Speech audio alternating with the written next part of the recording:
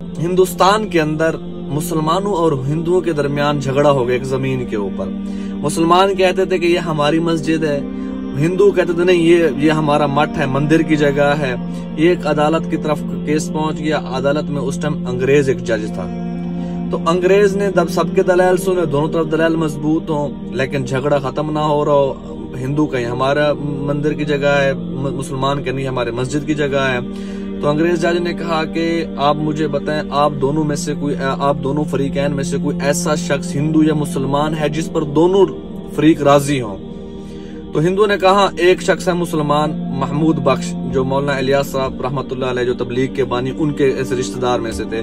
अगर वो शख्स आके गवाही दे दे, वो शख्स जिसके हक में फैसला देगा, हम राजी हो जाएंगे। मुसलमान ने कहा ठीक है, वो तो हमारा मुसलमान भाई, वो तो हमारे हक में फैसला देगा। और हिंदू ने कहा ठीक है, हम उसकी बात पे राजी हो जाएंगे। और वो शख्स अंग्रेज के खिलाफ उस टाइम जंग चल रही थी, उन मौलवी साहब महमूद बख्श के साथ पास पहुंच गए, भाई चलो अदालत में गवाही देनी है, आपने फैसला करवाना है। तो मौलवी महमूद बख्श साहब ने कहा कि मैं तो अंग्रेज को देखना पसंद नहीं करता, क्योंकि वो अंग्रेज के उस टाइम खिलाफ थे, लेकिन एक फसाद है, इसको खत्म करने के लिए मैं चलूंगा, लेकिन एक शर्त है, मैं अंग्रेज को मुंह करके नहीं बैठूंगा, पुश्त करके बैठूंगा।